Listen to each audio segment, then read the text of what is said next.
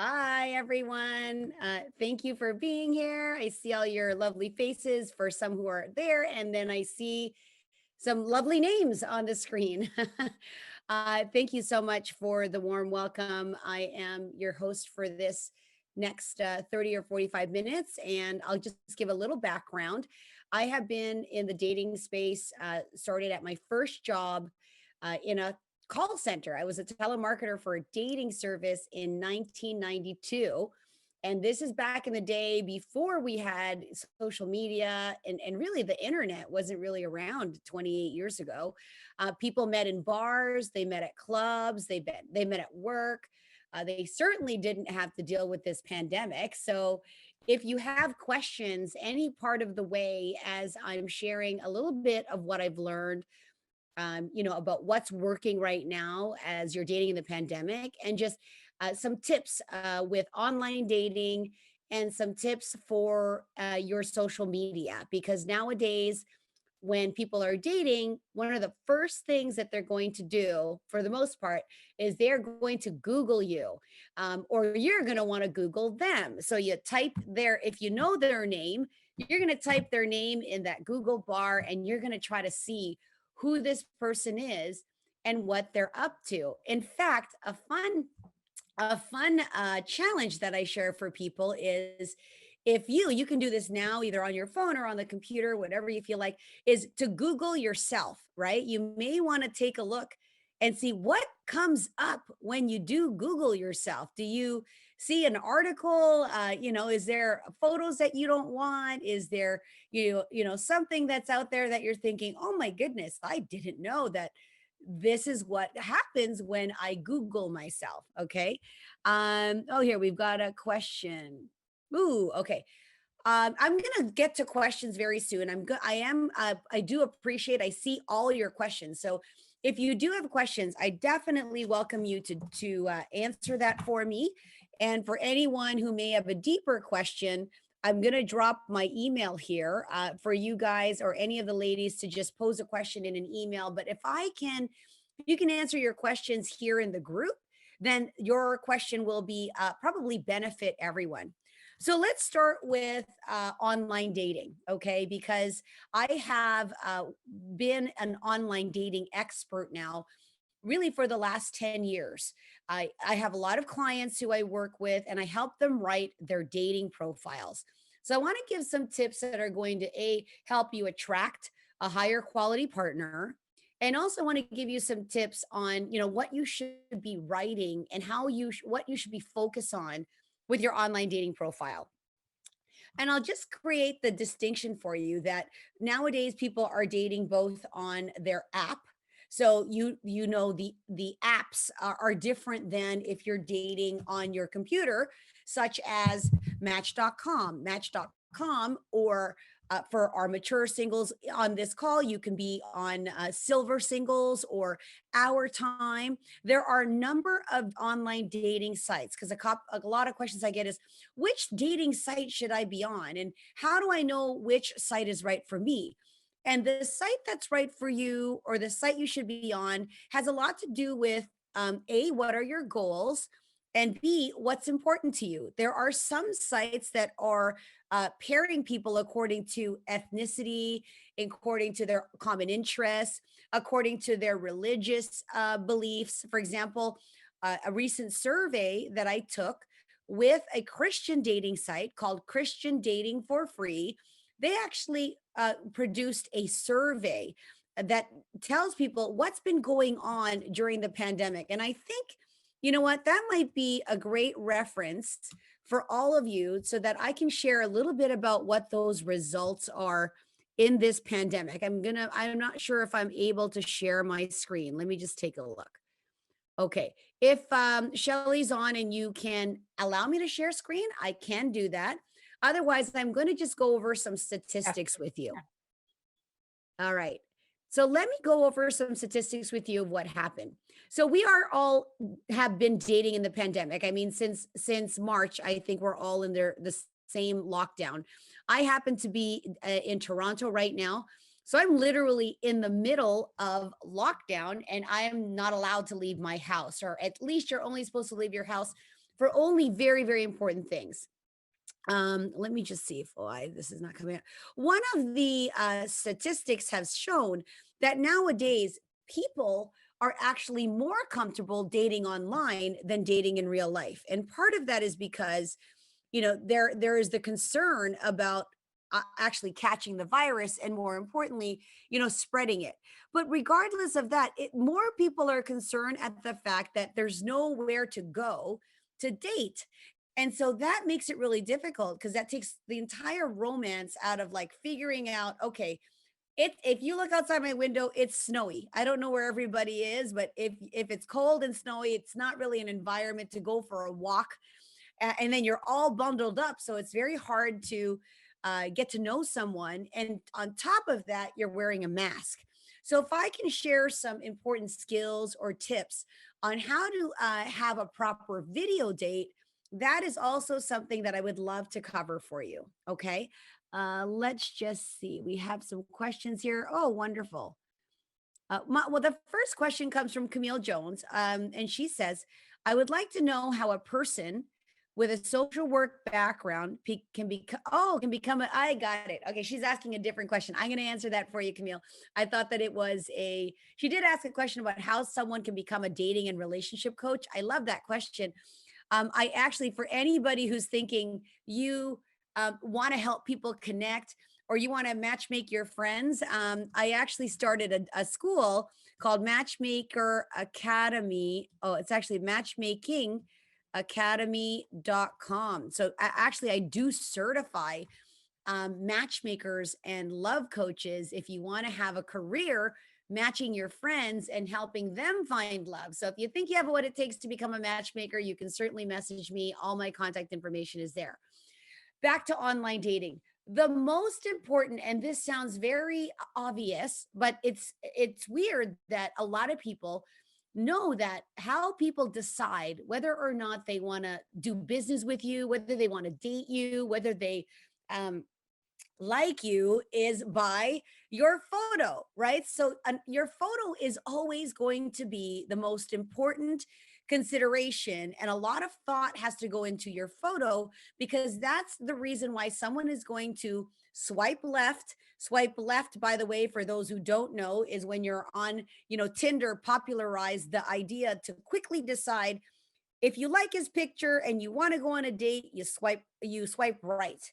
If you don't like what you see, you're going to swipe left. So it's kind of like yes, no, and people make these fast decisions within literally a second, right? And so it takes 3 to 7 seconds to determine, to make your first impression. Now, sometimes people will land on a picture and it may not be 3 to 7 seconds. They might look at it and go, I can't really tell. Sometimes they can't tell if they like the person because the image is too dark, or because the image wasn't flattering, but it also wasn't repulsive. It's like they're kind of on the fence if they like this person or not. When that happens, the next thing that they're going to do is probably look at your other photos. So if you caught someone's attention with a great photo, or even a mediocre photo, the next thing that they're going to do is they're going to go straight to your other photos. So sometimes a big mistake that people make is they put all the emphasis on that main photo, and then they've got no other photos to choose from. And anytime you just use one photo, what tends to happen is people will just think that you're not real, or that you're a scam, or that photo was probably taken many, many years ago, if you don't have other photos to back up that that's actually what you look like. Let's see. Ooh, that there's a good point there. Now, putting emphasis on the photo, here's my general rule of thumb. My general rule of thumb is your photo should absolutely be within 3 to 6 months. In fact, as an influencer and as a person who is constantly in the media, and there's 4 different seasons in Toronto, I like to take pictures and showcase pictures that showcase really who I am right now. So if it's in the winter, I do some winter photos. If it's the spring, I have spring background. If it's the summertime and it's appropriate, I'll be wearing a sundress or something that shows that this must have been taken very recently in the summertime when it's 30 degrees. Oh, you guys do Fahrenheit. So when it's hot, and I'm still, showing a picture of me skiing or in a jacket and I'm all covered up, then people might think, oh, why has this person not changed their profile picture when it doesn't reflect where we are right now? So that's my rule of thumb. The second thing to consider is you always want to be smiling. I cannot tell you how much the difference is made. Almost 400, it increases your opportunity of being picked or being messaged and getting attention just by smiling. Smiling on your profile photo gives a 4 to 500% increase in the attention that that photo is going to receive. And finally, I love a pop of color. Okay. When you're on a dating app and you're swiping left and right and you're seeing all these mute colors and they're very dull, most of the time I wear red. Red is a really nice color. Pink, purple, and ladies, I'm not saying you can't wear blue, but for women who are attracting men and for men who are attracting women, now, I'm not saying there could be women and men on this Zoom that are attracting same sex partners, but regardless of the same sex or opposite sex, I'm thinking about if you want to attract somebody and you want to express your feminine self. After all, this is Girls Night Live, and from what I can see, there's all ladies here. If you want to portray yourself as fun and feminine and a bit flirty, I absolutely would highly recommend that you use that pop of color. And that color could be using red lipstick. For example, I don't always wear, usually when I'm not in front of the camera or television, I don't wear any lipstick at all. And I like to wear a little bit of color or a pop of color if I know I'm going to be on television or I know that I'm going to be on a Zoom call. That color gives me a little bit more confidence because it's special. I don't wear red lipstick or any color lipstick any day of the week. So put something on that kind of makes you feel different than if you were just going to the grocery store. I think that extra attention that you pay to yourself goes a long way. Now, for women who don't like wearing makeup, you don't you absolutely don't have to wear makeup, but I do recommend, if we're talking about youthfulness and energy and things that men are attracted to, they definitely prefer someone who has a feminine look than someone whose arms are crossed, they're frowning, they're looking away, they don't look approachable. So you want to definitely look approachable and not lead with the alpha female. And I'm very much an alpha female, to be frank. But when I'm looking to address a man or attract a man, I'm not going to lead with masculine energy. And no man necessarily wants to meet somebody who appears combative or confrontational. So just make sure, if you don't know, ask a friend, right? Ask a friend what they think about your picture and ask them to be honest with you and obviously kind, right? You don't want to feel want to dismiss somebody, but if there's room for improvement and you're unsure, definitely ask a friend. All right, I have a question. Any suggestions? Because everyone I seem to meet look nothing like their profile picture. How do I know who they are, who they say they are? I'm a divorced mom and 58 years old. Am I too old for online dating? Okay, there's two questions. Number one, how you can tell if someone's real or not real is you do a video date. Before you step out of the house, you ask to do this kind of a date because I am a 48-year-old female. I have a 22-year-old daughter, a 16-year-old son, and a 4-year-old toddler. So that's how old I am. This is how I look. And so if you saw my picture and you saw my video, that's how you can avoid wasting time, is by qualifying the gentleman to a point and then asking them to do a video call with you. And by the way, I would recommend that now. I think nowadays Video dating is going to be what people are going to do before they go out on a date, because they don't want to go outside and risk getting the virus or any of that, and they're saving money on parking and gas and even food. So that's why I think you want to definitely make sure that you're set up properly at home. Even in my area right now, you can't see it, but I don't have natural daylight.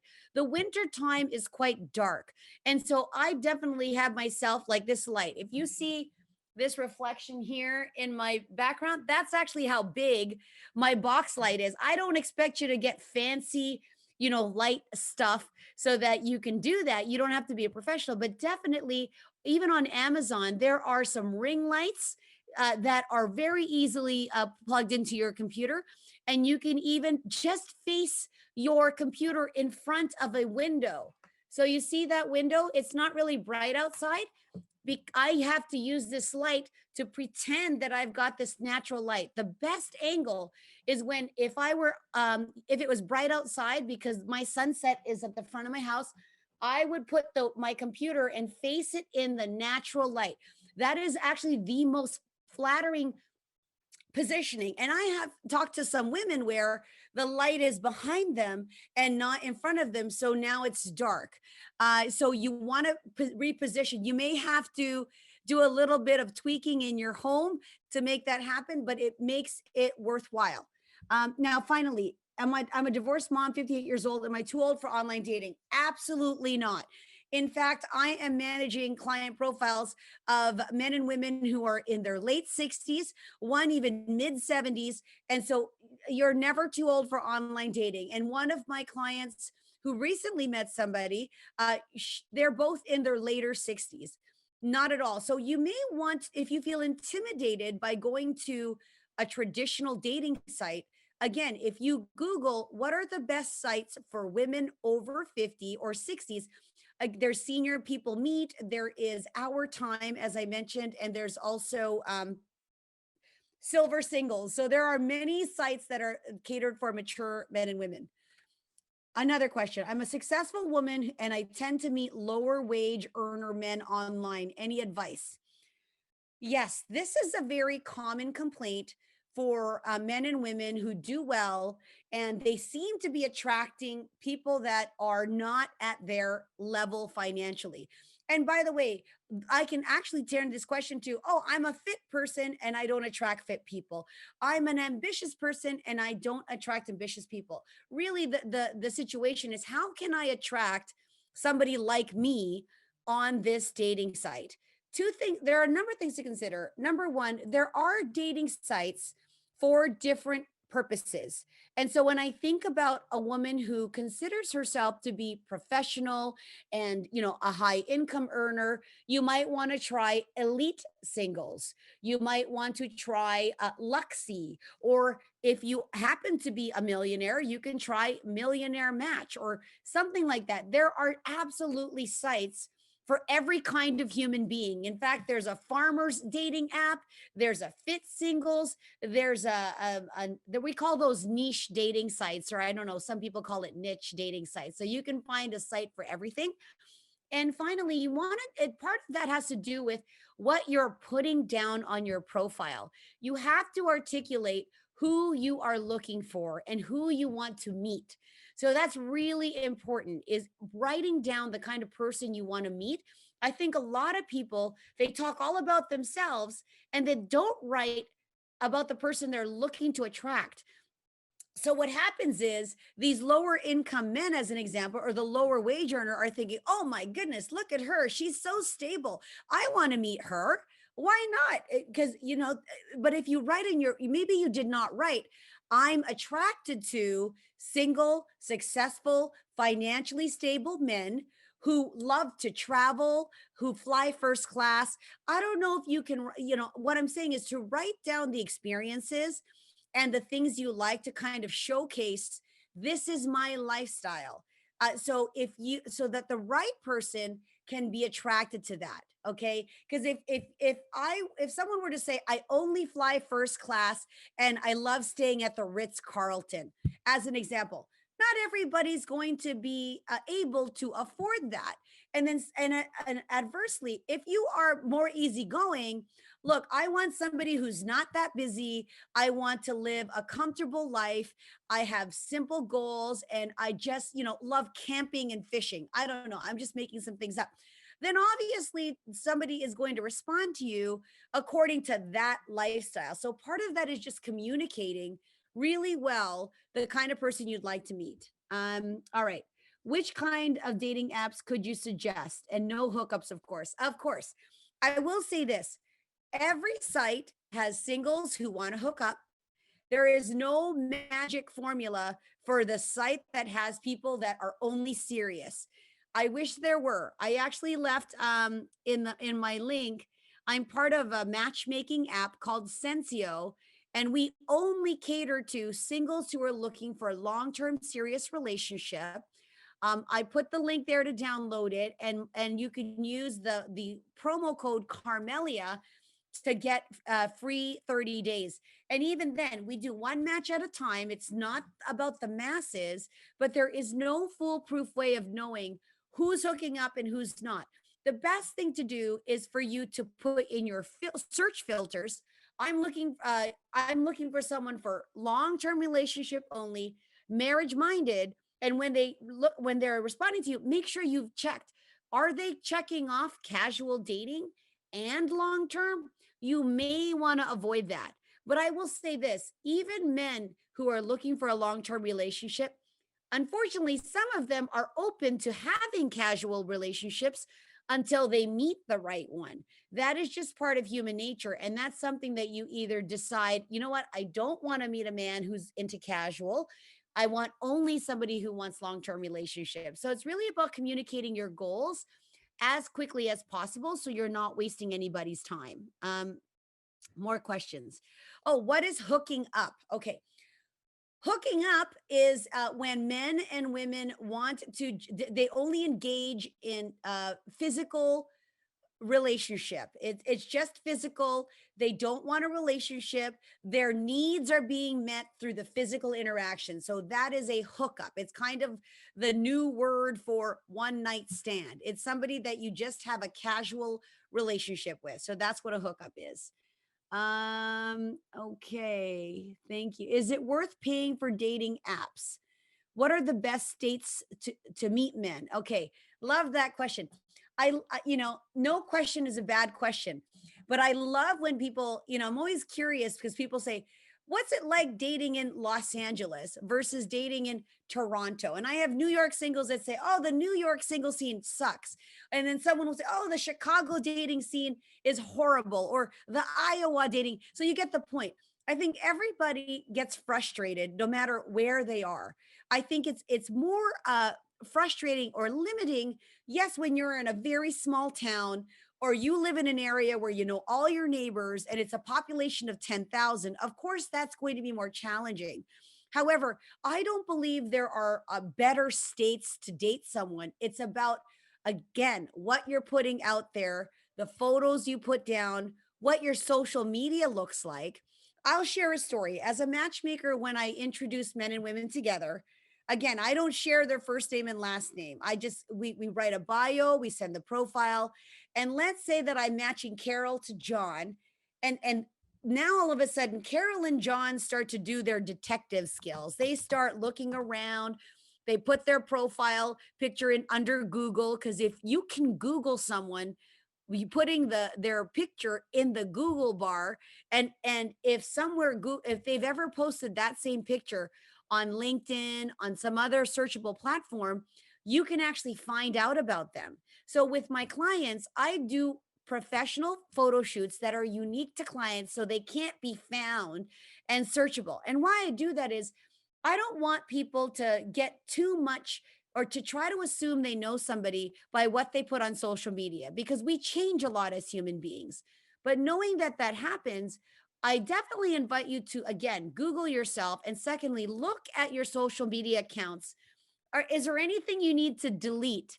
Is there anything you need to revise? Were you going through a period in your life where you were talking about your breakup or your messiness or whatever it is that you're using social media for?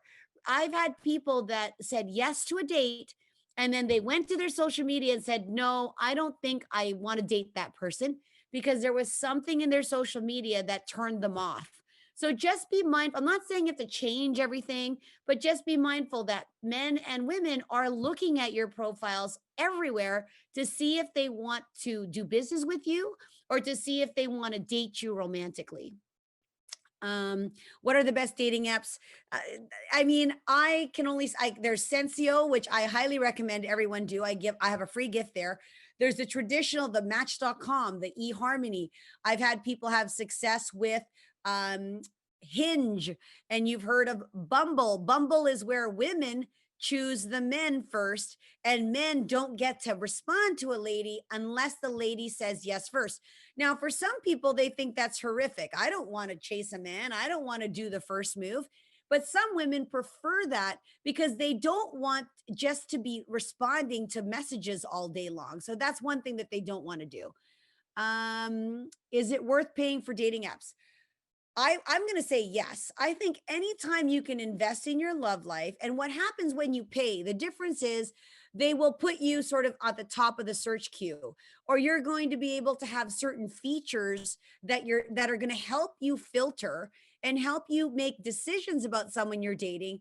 And most times it's not a lot of money. But again, that's relative. If you're on a limited income, stick to the free dating apps, but most of these paid apps are no more than $30 to like maybe $100 a month. But it just depends on the quality of that dating app. I find that more of the relationship based apps like eHarmony or Millionaire Match or oh gosh, there's OK Cupid, there's Zeus. Every free site also has a premium feature, and I'm definitely a fan of investing. Maybe do 3 months versus committing to a whole year and see if it makes a difference. And for those of you, the longer term you spend, the more the cheaper it is, so to speak. If you buy 1 month, it's like $60. If you buy 3 months, it's $30 a month. And if you buy the whole year, it might work out to $20 a month. So it really depends on how committed you are and what your budget is. But I will always choose to pay because I feel like you get what you pay for. That's just my personal opinion.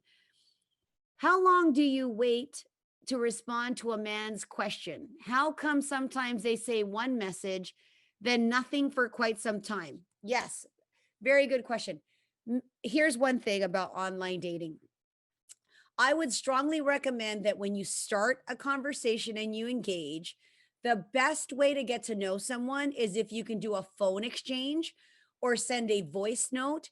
Of course, some people aren't that comfortable, or within the app. Nowadays, within the app, you can send a voice note. That way, you can kind of personalize what you sound like, and you can ask that prompts them to send you a voice note back.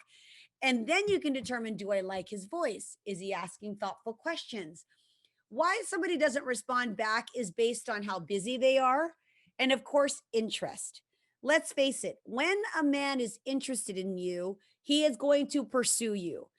There is nothing you can do to make a man pursue you more or less except by the quality of your interaction and by the quality of your photos, how you write yourself and how you write your profile, and if he's actually attracted to you. All right, so if there's long lulls in period of time where they're not responding or they're not interacting, I definitely would take it as a sign that he's either too busy or there's not enough interest for him to continue engaging. Is Sensio Android friendly? Unfortunately, right now, Sensio is not Android friendly. It's only available on iOS at the moment. But Michelle, if you send me an email or anybody wants to send me an email about Sensio, I will put you on our waiting list. Do people still do speed dating? Yes, people still do speed dating, but now it's in video form. So there are video companies that do virtual speed dating where you can date in the comfort of your home in front of your computer. Again, if I were speed dating, and yes, I do profile consultations and I do profile makeovers. So anybody who wants to do a profile makeover with me, there is a link in my bio. I'm actually going to send it all to you ladies now. And it lists all of the services that I have.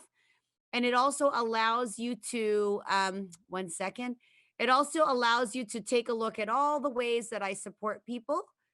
Also, I'm going to put the link in the bio here. Um, I've got a ton of free resources for everybody here, and you definitely can go to my website. So, one second. If you all click that link and start that link, you can book a call with me. You can book a paid call with me. There's a free call or a paid call. And I definitely do some phone consultations, and you can actually directly text me any questions also. I have the same questions as Michelle. Phrases to initiate conversations. Okay. What are some words that I can say to initiating conversation? Okay, trying to get it all done. Um, so when it comes down to first messaging, a form of a flirtation always gets a man's attention. Now, this might be scary to you. How do you flirt? First of all, flirting is suggestive. It does not have to be sexual in nature. It just has to show that you're interested in that person and you want them to know, you want to flatter them and let him know that you're interested in learning more. So anytime you want to engage in a conversation, I have a little bit of a blueprint for that. So I would say something like, "Hey John, your profile intrigued me. I really liked what you said about XYZ." So you want him to know that you paid attention to something. "I really loved, the color of your shirt. It matches your eyes, and I really appreciate a well-dressed man." Let's say that you liked how he looked or you liked how he dressed. "I really appreciate a well-dressed man." Question for you. Now you want to ask a question, so or share something about yourself. I also love fashion, and my favorite store is XYZ. May I ask, what's your favorite go-to for things, for where do you like to shop? Question mark. Like that's of course you want to flatter first, but you want to invite that dialogue. Let's say you saw something and he made a note that he's a great cook. You could say something like, "Hey John, I loved that you have a favorite recipe. I'm a big foodie also. It's I'm looking forward to making a wonderful meal with my partner. Are you open to a video cook off?" Like, I'm just thinking about things that are like, what could be engaging? "Hey, do you want to like have a cook off on video? Hey, do you want to swap recipes over the phone? I make a killer shepherd's pie. Do you want to share stories?" So this is about, you have to get good at identifying something that is naturally interesting, and you want to flatter a man. "I liked this about you." Who doesn't like compliments, ladies? Ladies, we very rarely get compliments. And when we get compliments, sometimes we don't know how to take it. But if you can give a compliment to a man that's tasteful, you don't have to say much. He's gonna know, oh, she likes me, or she likes something about me. There is absolutely nothing wrong with that. And it makes it easier for the man to respond because you've already been generous with your compliment. Let's see. Oh, good. Just try to be your authentic self. Of course, you never want to pretend to be some Cyrano de Bergerac or some, vixen that knows everything. In fact, the more that you can show a tad vulnerability to say, hey, Joe, I'm normally a bit shy. I'm quite surprised that I'm even sending you this message, but I just felt like I needed to let you know how I love how much we have share in common, that we're both dog lovers, or "I love that dog in your picture. I had to reach out to you." Like when you say things like, "Oh, I had to reach out to you. I couldn't help but notice. Oh, you really made my day. I instantly smiled when I saw we both had the same kind of dog." Like you just want to show this kind of emotion that goes, "Ooh, I'm excited." You want to show that excitement. It's okay to do that, but just don't be needy And don't be love bombing. Oh my God, you are so the right partner for me. How many ladies get these love bombers or these narcissists that say, "Oh, you're so beautiful and I had to stop and I'm in love with you." And like that kind of stuff is just ridiculous on a very first message. So that's our definite red flag. Um all right. I think I covered all the questions. Shelly, are you there? I am here. Okay, I talked a lot. I'm happy to engage with the ladies. I have a few more minutes. If you want to, if anyone wants to ask me a direct question, how would you like to proceed? I think you just got one more. Okay, one more. What do you do when you meet someone and realize that they lied on the profile, like their height? Oh my goodness, men do that a lot. The one thing I will say, ladies, no matter what, I would always be lead with kindness. Your instant reaction may be anger, but first of all, it's a stranger. So that I would never recommend that you show any kind of upset in front of somebody, except if like even if you're in a public space. First of all, you're not meeting anybody right now in any closed area because most of us are in the pandemic. But if somebody was untruthful and you discovered something, you don't have to address it right there because that could seem confrontational. You may want to ignore it for the date, depending on how big that lie was. Obviously, if they said they're 5'9" and they show up 5'3", that's something you can't eliminate. I would be forward and say, John, you mentioned on your profile that you're 5'9", and I don't, is that accurate? May I ask why you decided to do that? Whether you do that right away or whether you wait to get to know the person, we know why they did it. They're short. They have an issue with being short, and you already know they lied about it. So you can either mention it right away in a kind way, or you can wait until you're seated and you have to measure that body language, right? See if they are irritated and if you're irritated. But I would never advise being confrontational, but make a note that I don't appreciate meeting somebody like I agreed to meet with you based on the fact that I thought you were being truthful. And I'm so sorry, but it's a real red flag to me when somebody I've not met uh, lies about something that's very obvious and noticeable. So I wish you the best of luck. But it's not going to work for me. You just have to come up with a way that you feel comfortable to do that.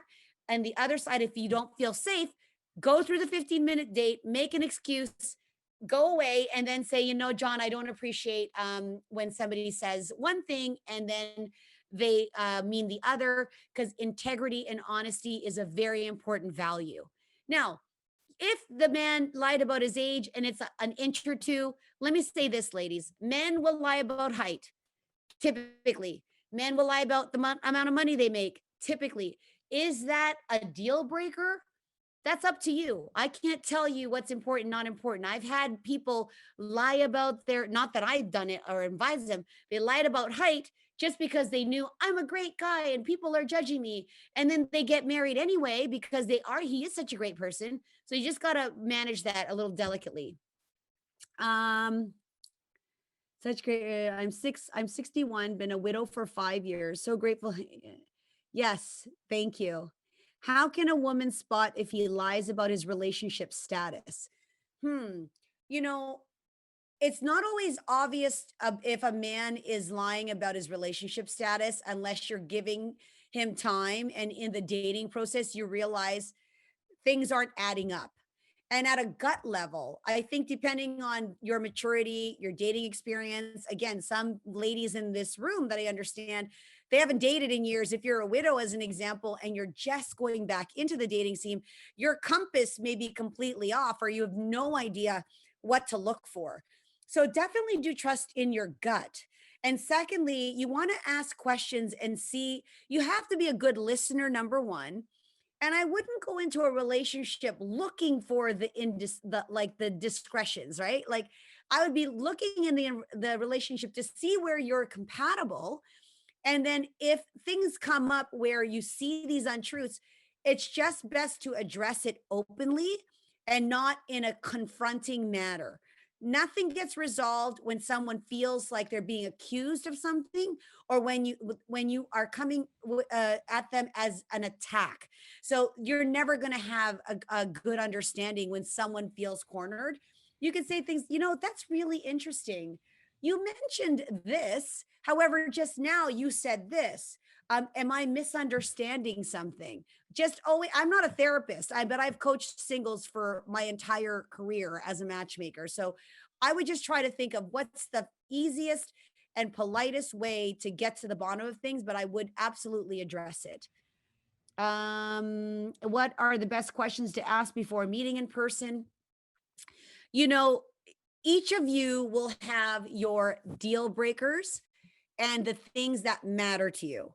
So if somebody's height matters to you, you can ask that question. If somebody's occupational status matters to you, ask the 3 things you should know before you meet. What are the 3 things I need to know about someone before I meet them? Make sure that you have that answered. The second thing is, what are my absolute deal breakers? Make sure you've covered those. That, I think, will give you your broad kind of like green light. All right, I know these 3 things are we're aligned, and I know these 3 things he doesn't have. And so if that's your go light, then now go to a video date, okay? And then see if he's being truthful. Okay.